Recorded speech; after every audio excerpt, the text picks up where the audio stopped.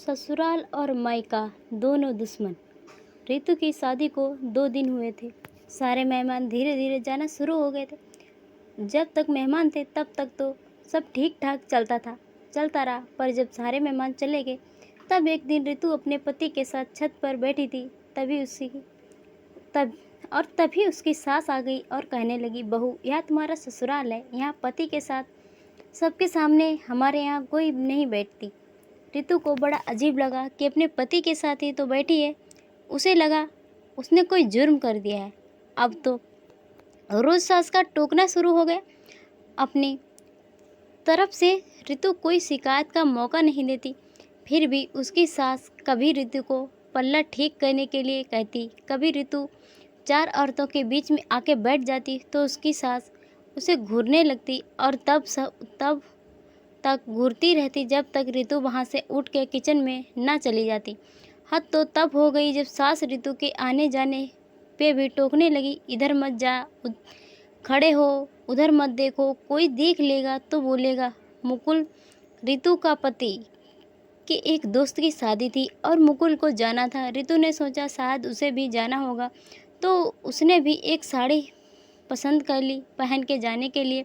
पर सास ने कहा, बहू, हमारे यहाँ औरतें शादियों में नहीं जाती। रितु सोचने लगी, कैसा ससुराल है, यहाँ इतनी पाबंदी क्यों है, सब कुछ अजीब है। यहाँ अपने से बड़ा कोई भी दिख जाए तो सास सर से पल्ले को और आगे मुंह तक सरका देती है।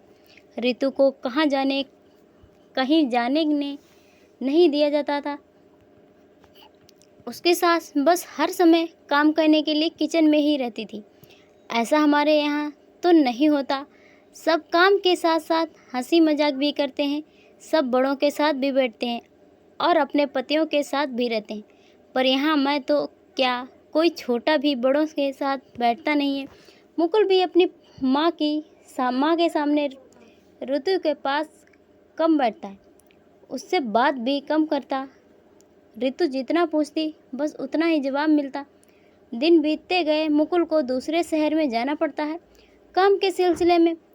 कई बार तो मुकुल को आए हुए कई दिन हो गए थे। ससुर थे नहीं और सास ने ही 5 बच्चों को पाला था। बाबूजी की जगह सास को काम मिल गया था, क्योंकि बाबूजी सारे बच्चे जब छोटे थे तब ही चल बसे थे। दोनों नंदों की शादी हो चुकी थी। बड़े भाई भाभी दूसरे शहर में नौकरी करते और रहते थे। छोटा देवर भी बाहर नौकरी करता था। मुकुल बिचले बेटे थे जो साथ रहते थे।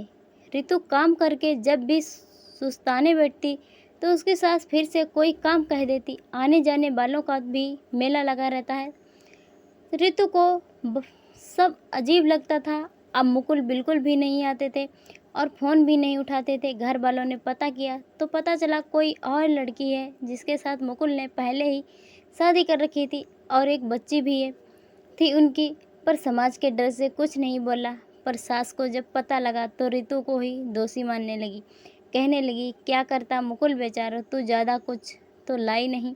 सोचा था शादी करके आएगी तो ज़िंदगी संवर जाएगी, पर मुकुल को ही बाहर काम के लिए जाना पड़ता है। हो गया होगा। रितु को जब पता लगा तो उसे झटका लगा, वह अंदर से टूट गई। रितु की जिंदगी बर्बाद हो गई थी। उसकी माँ सदमे से पागल हो गई और पिता भी सेहत से लाचार हो गए थे।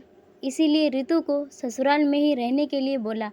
रितु सोच रही थी कि आज क्या मेरा मायका जाने पे भी रोक लग गई।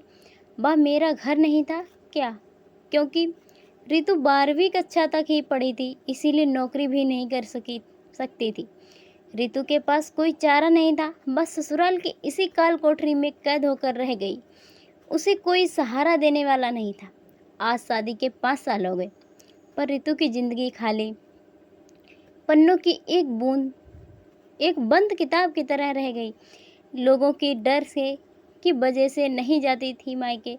उसे यह भी पता चला सास ने पहले जेठानी को भी तंग किया था, पर नौकरी लगने के वजह से वह चली गई थी।